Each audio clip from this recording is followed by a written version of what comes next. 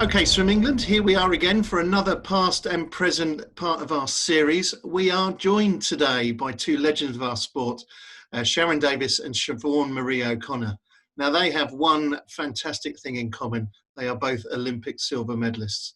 And hopefully tonight, they're going to tell you about their story, their journey, their memories, and offer some bits of advice to you guys listening. So without further ado, Sharron and Siobhan, thank you very much for joining us. And I shall leave you, and then I'll come back in towards the end of your conversations to hopefully say thank you and good luck for the future. So notwithstanding any time, I wish you the best and talk away. Fantastic. Thank you, Grant. And, it doesn't say he didn't even bother to shave his beard off. I don't know. Anyway, how are you, Siobhan? How is lockdown for you guys? Because it must be so difficult trying to be positive about what you're doing every day and wondering what the rest of the world is doing. Yeah, I'm okay, thank you. Lockdown, I mean, it's tough for everyone. Definitely to begin with, like the first few weeks of lockdown, I was just in like a really weird headspace. I was so confused as to what I should be doing. There was so much still up in the air, like so much uncertainty. Obviously, like to begin with, the first part of lockdown, the Olympic Games were still going ahead in July, which was, that was crazy for us because like we were out of the pool, weren't able to swim, and some nations hadn't sort of gone into lockdown yet, so they were still able to train, and it was just like quite a stressful time. But then obviously they made the decision to postpone the Olympics, which was definitely the right decision for all the reasons, and I think that sort of definitely alleviated like some of like our worry, and then we could just focus on just being safe and looking after our loved ones and not taking any unnecessary risks really. So I've started to definitely feel better. I think like to begin with I just wasn't sure what I should be doing exercise wise, but like now I've got a really good routine, which thankfully I'm lucky in the fact that our coaches and support staff have like sent us out programs to follow, because it's just such a strange time. Like I've never had to do exercise not in a pool and try to keep fit and sort of quite a high level outside of the water. So it's been challenging, but I'm actually feeling a lot better than what I did like a few weeks ago. How are things with you? Yeah, no, they're fine. I mean, they're absolutely fine. I'm one of the lucky ones in the fact that we've got space and the sun's been shining, and I've got family here. Grace, who's down in London, has come home to work from home. The only thing that's a bit weird is that I've become a grandma, which I think is just crazy. That's just like slightly weird. But I haven't been able to see the little girl because she's with Elliot, and she was poorly to start with, so she was in ICU, and she's now 5 weeks old, and I still haven't, today was the first time I was able actually to see her, even though it was still 2 meters away. So that's been very, very weird. Homeschooling's been quite a challenge as well with a 13-year-old. And like you, just trying to change my fitness program. Obviously it's nothing like yours nowadays, but I am still training most days, and I think I've been doing gym one day because I've got a basement gym here, and then getting on the bike the next day. So but what are you guys doing? So how have you what have you decided to put into your training programs, and is there positives that you can take, like land work that you've never done before, that you think you'll be able to use in the pool as a big benefit? Yeah, definitely. I think it's definitely, I suppose, one thing it's definitely done is made me appreciate swimming so much more. I used to always think, oh gosh, I'd love to just go out for a run, and I'd love to go for a bike ride and stuff, like, things I'd sort of see other people doing and be quite jealous of.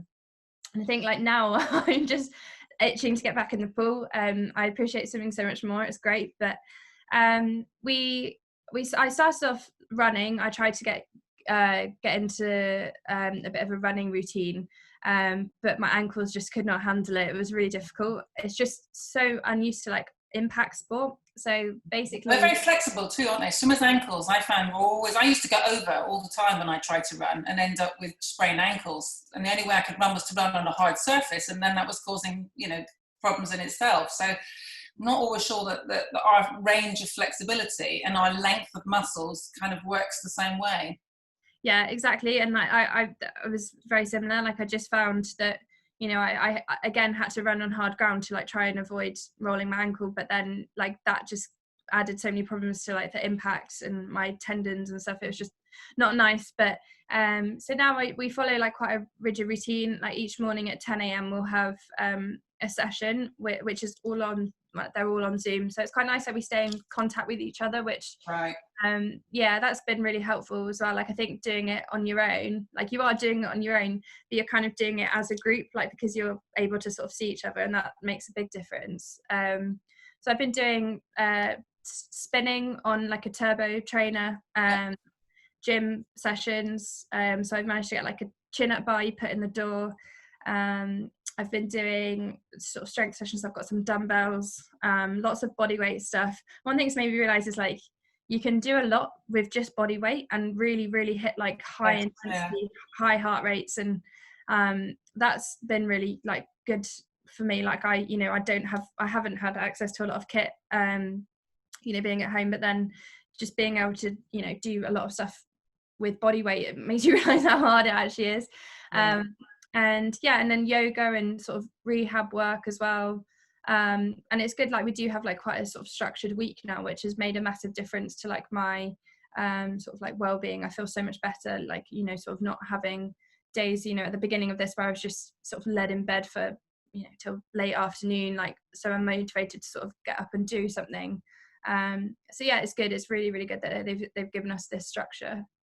So you haven't got one of these funny pools that Adam's got and James has got that they can swim in and at least feel the water. You just have to get in the bathtub. Yeah, just get in the bathtub or have a shower or something.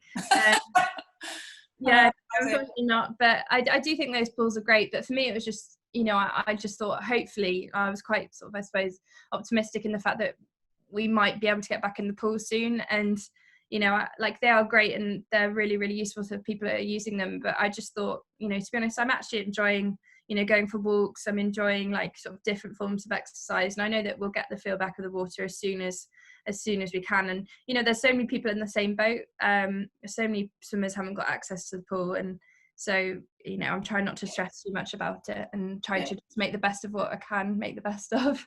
Yeah, and I think they are useful because obviously you're wet, but the water is coming at you at speed. And obviously when we're in a swimming pool, we're pushing the water behind us. So the feeling is definitely slightly different because I've swum in them before and I've found that I've had to try and swim into the flow to stop myself going through the front of the wall. So, there's no perfect solution, is there? And having a little pool that's just basically a square doesn't replace having a proper swimming pool for sure. So you're back in Bath with mum and your brother and dad and all the rest of it. Tell us about Loughborough, because that was a big move and it was done with Tokyo in mind, that really you needed a change because this will be your third Olympics, won't it? Which sometimes it's very easy just to get tired with your routine. I mean, Dave is an amazing coach, but you've been together for a very long time. Yeah, we had. I absolutely love Dave Minotti. He's, like a second dad for me. He's absolutely incredible. And I think we had an amazing relationship. We still do. I think we're even closer now, which is amazing. But for me, it was like I'd been in Bath for so long. I've swum in Bath my whole life, from the age of 10. And it just became a place where I was too much in my comfort zone. I'd turn up each day and like I didn't feel like it was, I'd had a lot of great times there, but I'd also had a lot of really tough times. And I felt like the environment for me I just had so much experience there, and it almost like I just needed to be pushed out of my comfort zone, and somewhere new, somewhere where like I had no sort of previous bad experience, but no previous like good experience as well, where I could be challenged. As like I was definitely challenged in Bath, but I wasn't challenging myself potentially. Like I was just so much stuck like in my comfort zone really, and I knew that the way I was going, I needed like a refresh. I found the time after the Olympics really difficult. After Rio was incredible. I had a great time and achieved more than I ever sort of thought was possible, and I really struggled afterwards, to be honest, like with motivation and love of the sport. It was a really weird time. I sort of never understood post-Olympic blues, and I'd heard people talking about them, but I didn't really completely like comprehend it until I actually went through it. I sort of thought, you know, you have a great result, you know, you're going to be on a high, like it's not going to be hard for you to kind of keep that going. And it's almost the opposite, isn't it? Because in a way, when you were in London, you know, it was a wonderful experience, but you weren't there to win a medal. You were there just to get experience. But then it comes along Rio, and you are there to win a medal, and you do win a medal. And then afterwards, you kind of go, well, what do I do now? You know, you've kind of done everything, but you're not ready to stop.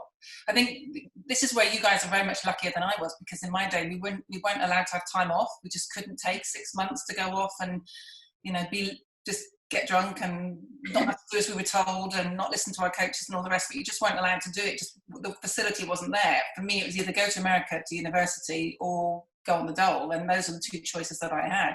Whereas you could take a bit of time out and sort of then refocus and have a much longer supported career.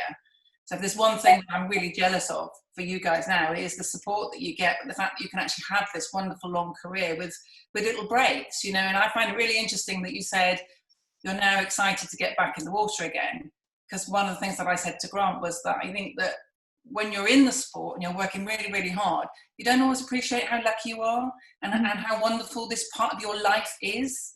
Because I can tell you from experience again that, you know, for the rest of your life, these will almost be the best years of your life. I mean, getting married and having kids, they're all absolutely up there. But as far as a chunk of your life, this will be it. You know, the things that you're doing now will be very hard to top for the rest of your life, really. So I think sometimes when you have this little enforced break, it makes you realise how much you love your mates, how much you love your environment, your routine, your sport, the fact that when you get into a swimming pool, you know exactly what you're doing. This is your space, you know. And I've, as much as I do lots of other different things, I still miss that. I still miss having that thing where you walk in and go, this is my space. Yeah. Did you find that after the Olympics in 1980, like, did you feel like it was hard to motivate yourself after that? Like, did you kind of go through that post-Olympic blues yourself? So my situation was quite different because we didn't have any sort of lottery funding. And so after I won my medal, we still had all the East German situation going on as well, which was very frustrating to have to deal with all the time. But after I won my medal, I came back, very much like you, definitely had a bit of a drop, you know, have a massive high, then a massive drop, come back to normality. And then I had to think about what am I going to do. So I went to university in America, to Berkeley for a while, but to maintain my scholarship, I had to swim. And in those days, I just really wanted a break. And I was still knocking out 400 IM. So I was doing 4 to 6 hours a day most days. And I just really needed to have some time off and to be free, you know. So I came back to the UK, did a TV show called Give Us a Clue, which was just a crazy program which your parents will know about, but you will not know about. And I got paid £40, and I got branded a professional. I wasn't allowed to swim anymore, so I wasn't allowed to compete after that. That was it. Commonwealth Games, the Olympics in '84, and all the rest. I wasn't allowed to compete in because I'd received 40 quid for a TV program. So there were very, very different times, and again a bit frustrating in its own way. But, you know, it was all part of everything was changing. And again, you know, when lottery came in after 96, sport changed again. So the professionalism of the amount of training that we were doing and the sort of sets we were doing would be exactly the same as what Hannah is doing now and what you are doing now. But the support and the financial support, but also sort of the acceptance of us being proper professional athletes just wasn't there, even though we were doing the professional training, if that sounds... you know, if that makes sense. Yeah, definitely. Yeah, I can't imagine how difficult it must have been, because, you know, we are like now in such a lucky position that I can't imagine having to work and still train to like the sort of intensity that I need to train to you know, be at the, like, on the cusp of making Olympic teams and things like that. It's like, you know, it is a full-time job. Like, it's so many hours, and, you know, especially if you want to do it properly, you dedicate your whole life to it. So yeah, we are in a really blessed position that we have things like lottery funding and the support, like you said, because, you know, it's a huge like amount of work, but and that gives us the opportunity to be able to like just do it full time and dedicate everything to it. So it is like our full-time job. And have the longevity, which is lovely. You know, you get to go to hopefully 3 Olympic Games, and you know, more if you decide you want to, but at least 3 Olympic Games. And I did 3 Olympic Games, but I had 8 years off. So I retired in the middle of, I don't know what it would have been, 81, something like that. And I came back in time for the 92 Olympic Games. So my first Olympics, I was 13. And in my last Olympics, I was nearly 30. And they were very, very different. And that was when I trained with Grant down in Portsmouth, when I came back and trained down there with Chris Nesbitt, who was a tough cookie, but I like that. Yeah, so it was lovely to have those 3 Olympic Games and to see them very different. 76, I was 13, and a lot of it went above my head. I don't know if you felt that about London a little bit, because obviously London was just incredible. So it would have been even more exciting to have a home games. And then 1980, I was there to do a job.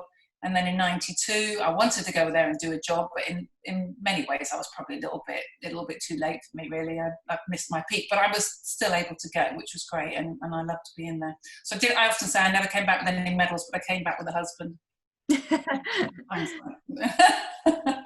So there we go. Yeah. Oh, that's great. What were the sort of standout parts of each experience for you? Like you said, obviously each one was different.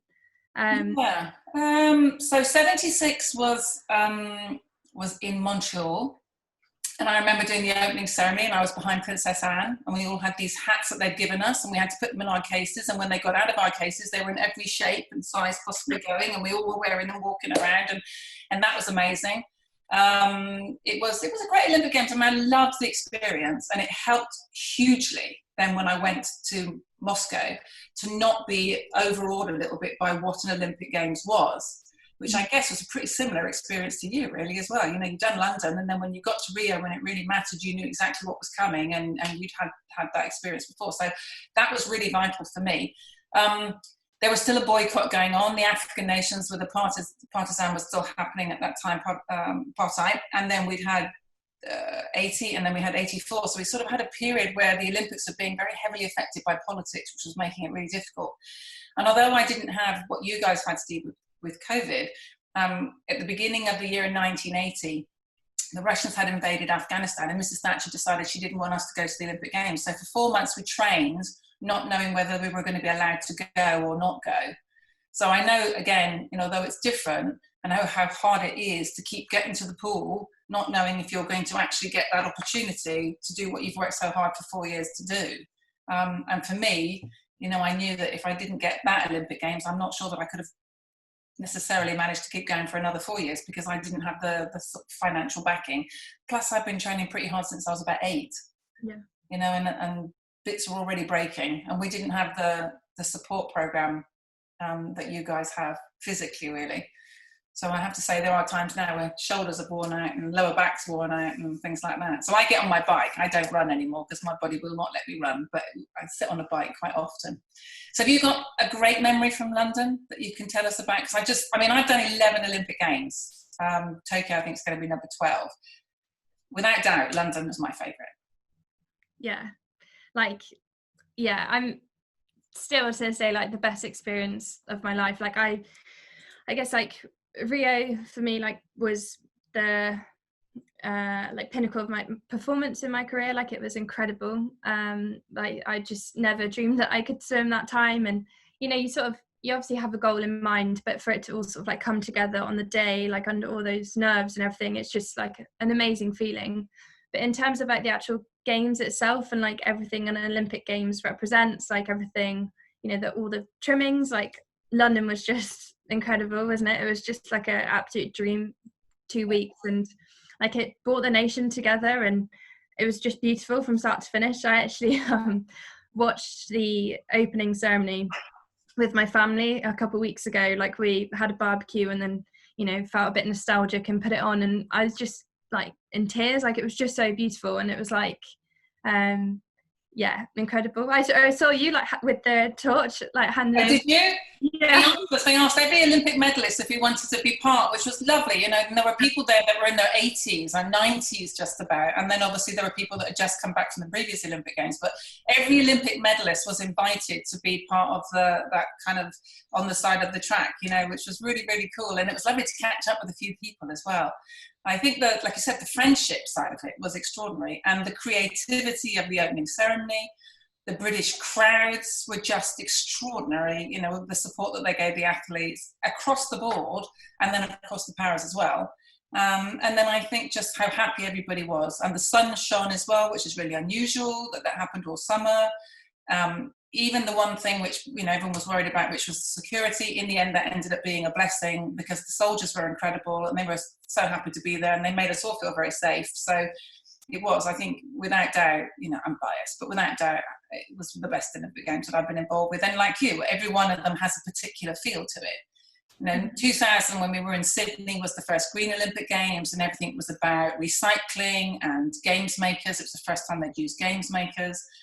And then Athens was the celebration of 100 years of the modern Olympics, and the Acropolis was up here, and it just felt like that was the right place that we should be. You know, like you said about before, when you weren't able to, or you didn't know that you were going to be able to go to the Olympics or not for 4 months, like athletes are such control freaks, I think, just by sort of, you know, nature. Like we're, you know, so much like everything has to be just right. Like, you know, everyone's sort of a bit of a perfectionist, and you know, training for an Olympics or at an Olympic Games, you want everything to be perfect, and when it's not, it's just so stressful. And I think, you know, we did pretty well to deal with a lot of the stuff that was thrown at us. But to be honest, like in that situation, the ones that deal with it the best are the ones that get the results. So we had to just like adapt, and you have to just sort of basically overcome anything that's sort of thrown your way. It's a really good lesson, I think, to learn that control the controllables. Understand that everyone has got the same problems that you've got. You know, I often get asked, how do you control the nerves? And I used to say, well, but everyone is nervous. You know, we might show it in different ways, and some people look much more cocky and more confident, but actually they're just as nervous deep down. It's just everybody manages nerves in a different way. And when, you know, the wind's blowing across the pool and you're swimming in an outdoor pool and you think, oh my God, this is really tough conditions, where you go, well, the conditions are tough for everybody in this final. So that's, I guess, it's good to have that little bit of flexibility to be able to roll with the problems which might come your way. Yeah, exactly. And it is the ones that deal with it the best that sort of get the result, because like you say, everyone's sort of nervous deep down. And I think like one thing that's really helped me was, like, I think when you're younger especially, you kind of grow up thinking that you're in some way not supposed to be nervous at big meets. Like the people that are successful are the ones that like don't get nervous, but it's not. It's like the ones that don't let their nerves affect them negatively. And I think like when I sort of came to that realization and I worked out how to deal with my nerves in a way that suited me, because like you say, everyone's like nervous in different ways, shows different ways, like that really helps. So I have like techniques that I use. And like did you have anything that you did like in the call room, or did you have any race routines? So I was a bit of a chatterbox, and I used to think to myself, well, if it's really annoying them, I'll just do it even more. You know, some people will put their head under a towel and don't talk to me. I'm just like, oh, well, I'm just going to carry on talking, because that's the way that I will deal with it, and you just deal with it the way you want to deal with it. So, yeah, I think the worst thing for me would be to, you know, do that thing where I would put myself in a total box and not have any communication with anybody. Because I feel when you get to that green room, you've either done the work or you've not done the work. You're either ready or you're not ready. You know, whatever you're doing in that last 5 minutes is not going to make the difference, because you've either done that, you've either got the ability or you haven't. And trying to be relaxed. I don't know about you, but some of the best swims I've ever done are the ones where I've just been the most relaxed. So you just let it happen, and it comes. So it's a hard thing to explain that to people, isn't it? You know, you watch amazing tennis players and they make it look easier. Or like today, I played golf and it was all over the shop, and I'm like, why do these people make it look so darn easy, and I can't do that? It's the 10,000 hour thing, that you just do it so that it becomes muscle memory and control. And like you said, the nervous energy that you can burn up by worrying about nerves. And also, you know, nerves are good because nerves will produce adrenaline, and you need adrenaline to race the best you possibly can. So yeah, it's a really good thing to sort of understand that as well. So what are you thinking about now with Tokyo? I mean, how are you all focusing for next year? Because obviously you've got to think about what might come the rest of this year. Mm-hmm. So there's going to be ISLs, which I think the BBC are going to be covering, the London one and Vegas one, which is really good news because they obviously didn't do that last year. How does ISL affect you guys? Does it feel like the swimmers are now getting some more power and a bit more say in what they're doing? Definitely. I think, to be honest, it's been quite a weird few years. You know, there's been a couple instances where I've really sat back and been like, this is amazing. Like, I'm so glad that I'm able to sort of like witness this firsthand, like an actual, I guess, era of where swimmers are starting to take a bit more control with the ISL.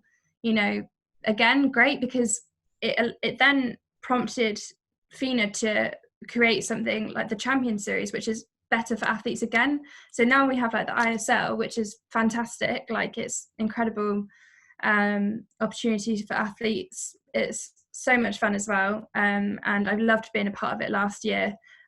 It's like Arena League and Speedo League that I used to do when I was little, but like like a million times as good. Like, it's just fantastic, like racing in a big team with your friends and competing all around the world. It's just crazy, and it's so much fun. It's so fast paced, and yeah, it's fantastic. And then like off the back of that, then you know the things have changed, like World Championships, and you know there's the FINA Champion Series that I did last year as well, and like there's loads more opportunities coming for swimmers, which is great. Like, it's finally I think, you know, things are starting to really like look great for swimmers, especially future swimmers. You know, swimmers that, you know, are young now and will be coming into their careers in a few years. Like, it's fantastic. I think it's a lot of hard work from a lot of people to try and like get to this point, and you know, very grateful to all the people that have sort of like, you know, got like put us in this position, definitely. And yeah, it's a really, really great time to be a swimmer. And it's exciting. It's fascinating, isn't it, that people who don't do sport can't really grasp how you can race somebody and then get out of the pool and be their best friend. Yeah. And how close swimmers are. You know, we've always been, I think, a little bit envied by all the other sports at the Olympic Games, that swimmers are such a close bonded group of people. So even though we have people that will swim, you know, 50 freestyle, the Mavericks of this world, the Mark Fosters of this world, the Ben Prouds of this world, versus the Becky Adlingsons of this world, who are like Linford Christie and Paula Radcliffe, you know, totally different athletes who have, in general, not an awful lot to do with each other. In swimming, we still do. You know, we support each other incredibly well. We're a very, very strong team. We always have been. We've had this great camaraderie. And now this has been allowed to extend with the amount of time that we can spend with international athletes as well, so that we have that camaraderie even across, you know, country borders as well. I mean, there's a training camp, isn't there, in September? Is that right, in Turkey, or wherever they're hoping to take a number of people out there? Is it a chance that you might go out there? Yeah, but hopefully. Obviously, it's all sort of dependent on the current situation with COVID and, you know, travel restrictions and everything. But yeah, the plan is for us to go on a training camp, I think sort of October time, potentially. Like, I think they're trying to push it back a little bit. So yeah, they'll fly everyone to one place and we'll train and compete together, and basically like a condensed version of the ISL that we had last year. And then there'll be a final in December. So we'll have a 4-week training camp and like potentially compete every weekend of that training camp in our teams, and then you know, fly home, train, you know, I think there's Europeans and then, or World Short Course, and then, you know, then we'll go back to a final if we make the final, whatever teams make the final in December. So yeah, it's an incredible opportunity, and I can imagine if it goes ahead, that would be so much fun. So like, I'm really proud to be a part of it, and you know, what a great opportunity for swimmers. If you weren't a swimmer, what would you be? Oh, that's a very good question. I don't really know, to be honest. I mean, I always had a pipe dream of being a doctor, but as I've got older, I've realised I could not handle it. Like, I love the science behind medicine, and like I loved all of that when I was growing up and at school, but I just definitely couldn't handle the emotional side. And I take my hat off to anyone who works in the NHS. They are heroes, and I think it's amazing. But yeah, I don't know, potentially, like I never went to university or sort of finished school. I did my GCSEs, and then with how intense training was, I didn't finish sixth form. So I'm not really sure. I sort of never really explored anything other than just swimming. Like, from the age of sort of 13, 14, 15, like swimming was you know, basically my life, but I never really intended it for it to be my job. I think I was just very lucky that it became that. And like, it was just always my main focus, and I sort of didn't really think about anything else. And I guess like soon I'll really have to think about like what I want to do after swimming. But, you know, what about you? Did you have any sort of, I guess, interest like when you were younger that you would have liked to have? Yeah, I mean, a little bit like yourself. I was training so hard. I mean, I did do GCSEs and then my A levels, and then I went to university in America for a little while to Berkeley, but didn't finish my degree course. I came back and I got offered these jobs, and I kind of just took them and learned as I was going, really, in quite a steep learning curve. I often regret not finishing my degree. Not that I don't think it would have made any difference to my life as such. I think it's just a personal thing. It would not have been nice to have done it. I was always interested in marketing and PR and journalism and that kind of world and how it affects us all the time. So I don't know, really. I mean, I look at what's going on at the moment, and I think it would be great to have, like yourself, you know, to have some sort of useful thing that I could just go and do where I could help people at the moment. But I know that people are desperate to get back to positive things like sport, and even if it's just for escapism for just a little while. So it'll be fascinating to see how they start to bring sport back without audiences, you know, whether that's football or basketball or whatever that's going on around the world, how we're going to be watching it on the television without an atmosphere in the background, because there'll be no spectators for a little while. And I have to say, I do have some concerns about next year, because I just think until there is a vaccine, I can't really see the Olympics happening, you know, because no one, the Japanese, and they're not going to invite the rest of the world in until there is a vaccine in place. But hopefully there will be one, you know, and all that anyone can do at the moment is just literally take every month as it comes, focus on what they can control, and then do the best job that they possibly can.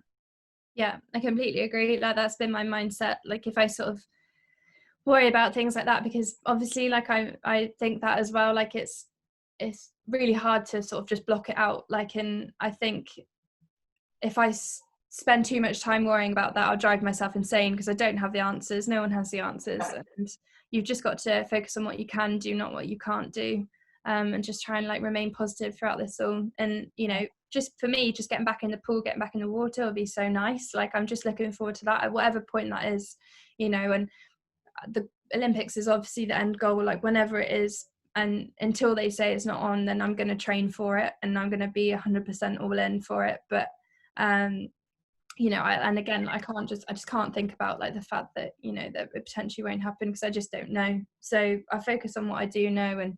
And yeah, it's a really weird time, but it's also how's your colitis and all of that, because that was a bit of a spanner in the works for a little while, wasn't it? It seems to be something that you've really got sorted out now. Yeah, again, it's hard, because it's never something that I feel like I ever have complete control of, and you know, all athletes have things they have to deal with, don't they? Like, you know, whether it's a long-term injury or whether it's you know, different illnesses, every athlete has something in their careers, like, and the path to success is like this. It's not like, absolutely, it's never like that. It's such a really important thing to say to everybody at home as well that's going to be watching this, because a career, you know, I've met so many amazing sports people across so many different sports, and not a single one of the most successful ones have had a career that started here and done this. They've all had huge challenges and things that have gone wrong, and they've become great champions because they've got themselves back up again. There's a lovely Chinese proverb that says, get knocked down 8 times, stand up 9. Mm-hmm. You know, and you learn more from your failures than you learn from your successes, because when you have a failure, you work out why it was a failure. When you have a success, you often just take it for granted, you know. So it's understanding that you're going to get knocked back, and that the great champions are the ones that fight their way through back to being great again, you know, after whatever challenge comes their way. Yeah, so true. Like, my dad always used to say to me, like, you know, winning is great, but you learn nothing. And I always used to be like, oh, what do you mean? Winning is, you know, the best. But like, it is so true. Like, you do just, you sort of, when everything goes well, it's great, and that's what you want. Like, that's what you train and work hard for. But if you see, you know, a disappointment or a failure, whatever point it is like a lesson, and learn from it, like, it can 100% make you a better athlete. Like, when I stood on the block in Rio. You know, like now I look back and I realise that every single disappointment I had from London 2012 through till Rio, and there was quite a few along the way, even like before that, even like sort of when I was younger, like the disappointment of missing out on the Olympics the first time round. And, you know, I had so many struggles that like, I guess like just went on behind the scenes that, you know, when you stand on the podium, like people don't ever see that. They don't see what it takes to get there.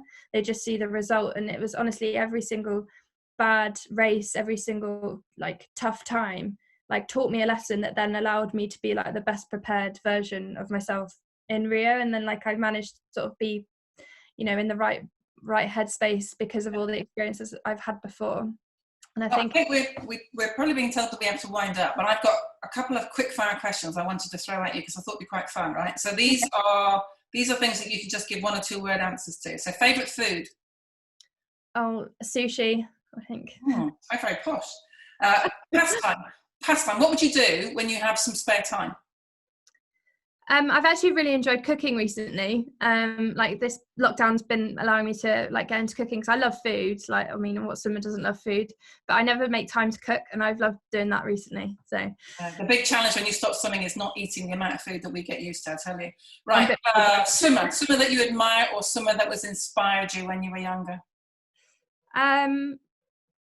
I mean, for me, it's probably like Phelps. Like, I feel so lucky to have been in the era of him. Like, you know, seeing his last like, it's weird to think that in Tokyo he won't be there. I don't know. Like, it's just mad. Like, he's someone that's just been for me growing up. Like, it'll be hard to beat, won't he?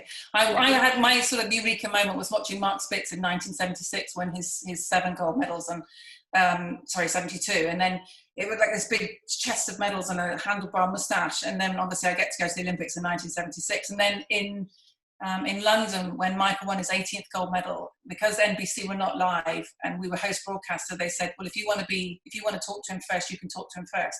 So I got to be the very first person in the world to speak to the most successful Olympian ever in history, and I felt like my whole life had done this massive circle, which was really, really cool. That's so most thing you've missed about not training? So a person or are you a morning person? Not at all, no. I thought that when you said I'm not out of bed till 3 o'clock. Yeah, I'm not a morning person, so swimming is probably the wrong sport really in hindsight, but like my friends, definitely my group, my teammates, like I adore them and really miss them. Like there's one thing about like this time that's made me realize like it's such a great opportunity. I love what I do and who I do it with, and we all like get on like a house on fire, so I'm really lucky because it makes what you do so much more enjoyable when you have a good team. Absolutely. So one of my best friends was my roomie in '76, and that was a long time ago. Bad habit?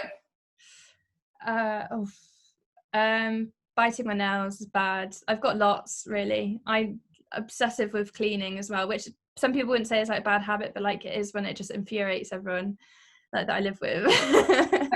And that's what I was going to say. And have you got any quirks? But I guess your quirk is that you're a tidy-holic. Yeah. Like, but to the point where it just sort of is a bit ridiculous, really. But it's fine. Like, it's not the end of the bit. It's a bit over the top. So I'd say that's probably a bad habit. Yeah. Well, and the last one was dream job, but I'm going to tell you that my dream job is the fact that I get to interview you guys when you come out of the pool. I have to say it's one of the most wonderful things that I've had the privilege to be able to be involved in so many Olympic Games, and then I still feel like I get to be in a position of privilege where I get to talk to you when you get out of the water. You know, so many people have worked so hard to support you, coaches, family, you lot have done all the hard work, and yet it's me that gets to ask you the very first questions, which I absolutely love. And I'm very sad that I won't be there in Tokyo this summer, but hopefully we'll get it all sorted out for next year. And I wish you lots of luck with the rest of the year. And everyone who's at home who's watching, you know, keep on working really, really hard and understand that these are amazing years in your life, and this little break is just a hiatus. Oh, thanks, Sharon. I really appreciate it. Like every time that, you know, we're at a competition and I see you when we get out, it's like proper like lovely moment because I just know it's like you that we're talking to, and then I just never feel nervous or scared. So it's it's really nice. And same to you. Like take care, and I look forward to like when we can both be at a competition soon. Absolutely. Thank you, darling. Take care. Look after yourselves, everybody. And you.